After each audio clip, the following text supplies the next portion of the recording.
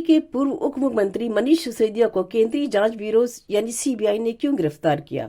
आखिर ये आबकारी घोटाला है क्या जिसने मुल्क की राजनीति में हलचल मचा रखी है? आइए आज इंडिया न्यूज टीम के इस एपिसोड में हम आपको इस मुद्दे के बारे में जानकारी देंगे।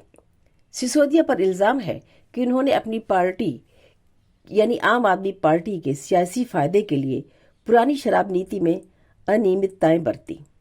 उन पर किकबैक और कमीशन के बदले शराब के लाइसेंसधारियों को फायदा पहुंचाने का आरोप लगाया गया है, जिसका कथित रूप से फरवरी 2022 के पंजाब विधानसभा चुनाव में पार्टी ने दुरुपयोग किया। इस दास्तान की शुरुआत जुलाई 2022 से होती है, जब दिल्ली के मुख्य सचिव नरेश कुमार ने राज्यपाल विनय कुमार सक्सेना को एक रिपोर्ट सौंपी, जिसमें इन सब इल्जामों के बारे में उनको जानकारी दी गई। राज्यपाल और सीएम को सौंपी गई रिपोर्ट के अनुसार सिसोदिया ने एलजी की मंजूरी के बिना आबकारी नीति में बदलाव किए, जैसे कि टेंडर लाइसेंस शुल्क पर 144.36 करोड़ रुपए की छूट की अनुमति देना। रिपोर्ट में कहा गया है, आबकारी विभाग ने सिसोदिया के सीधे आदेश के तहत कोविड महामारी के बहाने टेंडर लाइसेंस शुल्क पर शराब कार्टेल को अकेले 144.36 करोड़ रुपए की छूट देने का फैसला किया। अधिकारियों ने कहा, अगर किसी नीति में कोई बदलाव किया जाता है जो पहले ही लागू हो चुकी है, तो आबकारी विभाग को उन्हें कैबिनेट के सामने रखना होगा और अंतिम मंजूरी के लिए राज्यपाल के पास भेजना होगा। कैबिनेट और एलजी की मंजूरी के बिना किया गया कोई भी बदलाव अवैध है और दिल्ली उत्पाद शुल्क अधिनियम 2010 और व्यापार नियम 1993 का उल्लंघन है।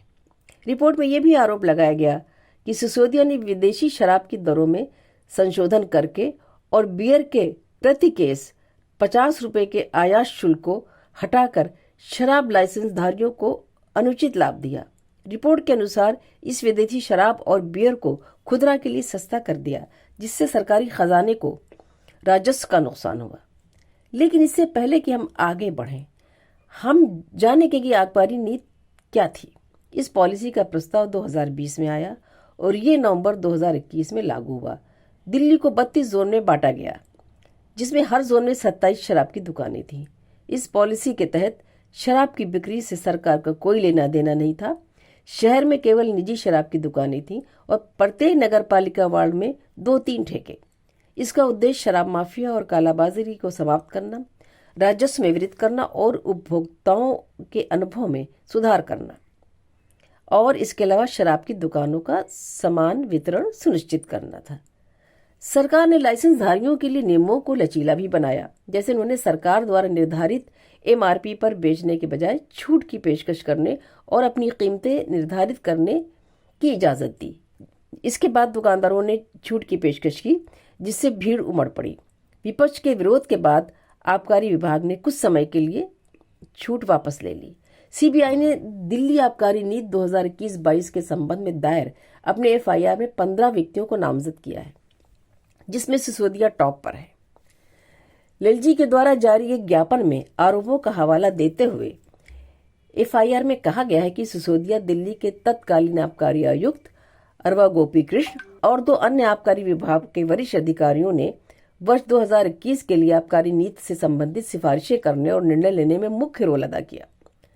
सिसोदिया के ऊपर एक और इल्जाम है, अपनी पार्टी के सियासी विरोधियों के खिलाफ राजनीतिक खुफिया जानकारी इकट्ठा करने के लिए कथित तौर पर एक फीडबैक यूनिट बनाने संबंधित एक अन्य मामले में भी सीबीआई पूर्व उप मुख्यमंत्री की जांच कर रही है।